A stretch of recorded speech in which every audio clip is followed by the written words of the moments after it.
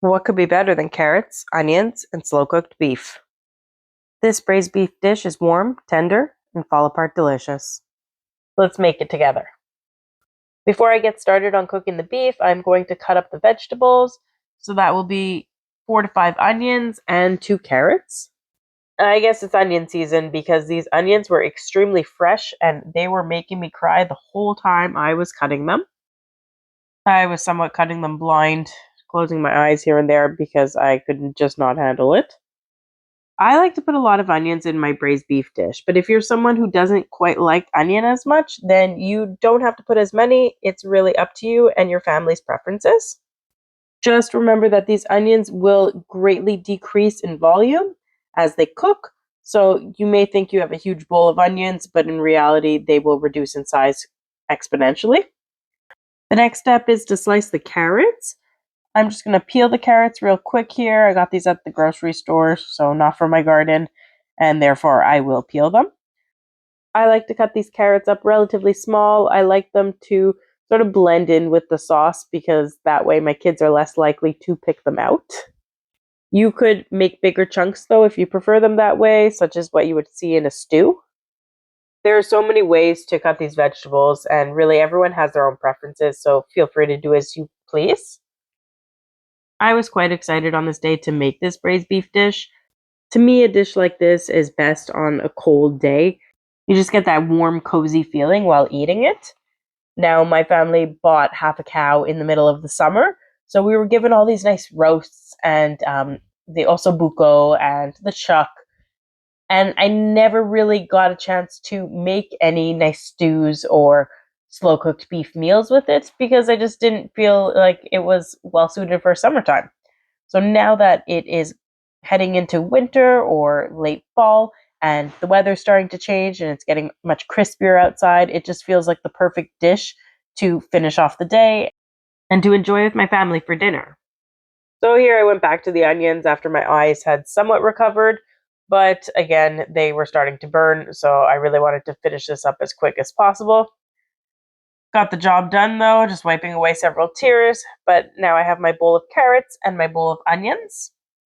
Normally I would have started searing the beef while I was cutting the vegetables just to save on time, but I realized that the beef was still a little bit frozen, so I was having it thaw in just some cool water while I was cutting the vegetables, and it gave it just enough time to fully defrost. That way I could start cooking it or searing it on the stovetop.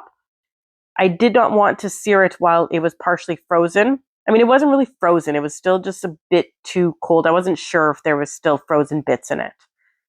So you don't want to sear it frozen at all because that will release a lot of the water, and you don't want to end up steaming it and having all this water in the pot or pan.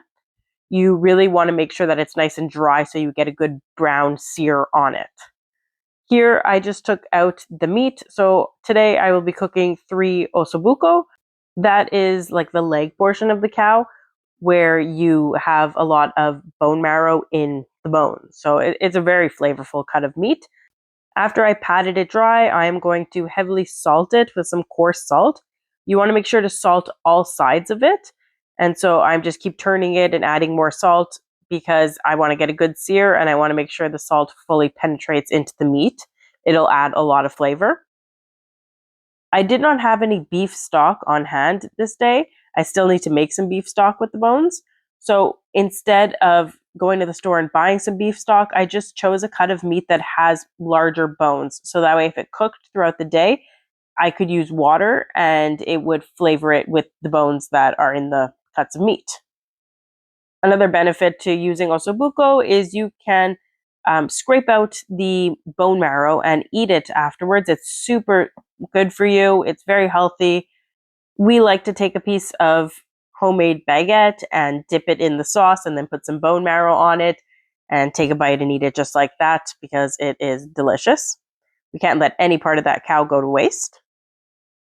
On to the next step, which is searing the Osobuco. It is important to put lard or oil in the pot before you start searing the meat. If you don't have some sort of oil base, then the meat will end up burning on the bottom of the pan and you won't be able to make a very good sauce out of that. You really don't want burnt meat bits. This is the first step to enhancing the flavor and to getting a lot of flavor that's going to be in the gravy portion. I have the temperature set to medium high, and I made sure that the Dutch oven was fully heated before I put the meat inside. You want to let it sit for several minutes, at least 3 minutes on each side. You do not want to touch it and move it all around. If you notice that the beef has absorbed most of the oil, then add more, or lard that is. It should be nicely browned like you saw there. Have a snack while you wait for it to sear if you have some time. I'm trying to get a quick yogurt bowl in here while my kids are busy playing on their own so that they don't steal half of my food. So back to the beef, we're checking all the sides. Make sure you keep a close eye on it because it can burn fairly quick if the moisture level runs out. You don't want to add any water though, that will not help with the sear at all. So I just added a couple bits of lard because I noticed that it was a bit dry. Let's speed this up a bit so that we can move on to the next step. Also, I should mention that I am cooking this in the Dutch oven that I will be using to finish the dish in. I want to make sure I get all of that flavor, so I will use this dish to cook everything. That way all the flavor stays within the Dutch oven. Once the meat is done, transfer it to a bowl and let it just rest as we move on to the next step. Make sure you browned all sides. Make sure to turn the temperature down to minimum while you take the meat out so that nothing burns in the pot, and should look just like this. Nice browned meat. Next step is to cook the onions. So I turned up the temperature a tiny bit, just between medium and low, and I added all the onions into the pot. Now I shouldn't have to add much oil. There's probably a lot of moisture already at the bottom of the pan. Also, if you add salt to the onions, they'll release a lot of the water and they should be able to use that to start cooking.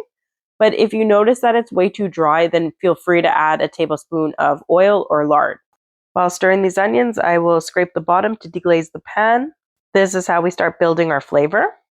They shouldn't take too long to turn translucent, about 2 to 3 minutes. I fiddle with the temperature here and there. I tend to turn it up when I want it to really start cooking, and then I'll turn it down once I realize that, okay, all the onions are fully warmed and they're simmering nicely. Here I'm opening a small can of tomato paste.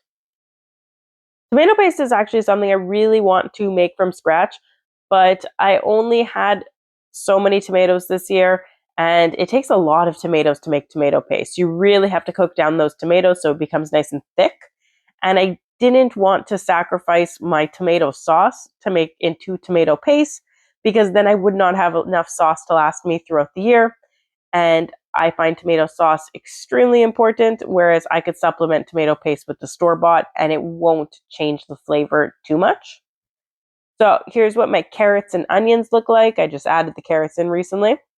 And once I have that cooked, I'm going to add some flour. So this is about 2 tablespoons of flour.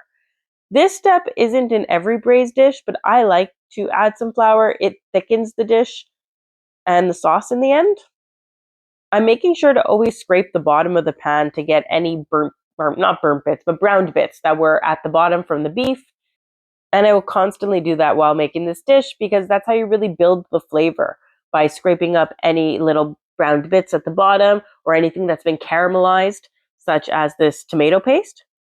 So what tomato paste does and why it's important to put it before you add any liquid is it caramelizes on the sides and the bottom of the pan. You want to give it a bit of time so that it turns to a darker, more golden red, as you saw there in the image. And that way you know it's really enhancing the flavor and becoming extra sweet. And you need that sweetness to contrast the richness of the beef. I added some wine. So funny story is I actually thought I had red wine available, but it needs to be decanted. We have wine that my husband's uncle makes and he gave us a bunch of it, but it's still sitting in the original jug and I did not have the time nor manpower to decant the wine. It's a bit of a process. So I didn't have any red wine on hand. I ended up finding some rosé and I thought, why not? I'll try it with that.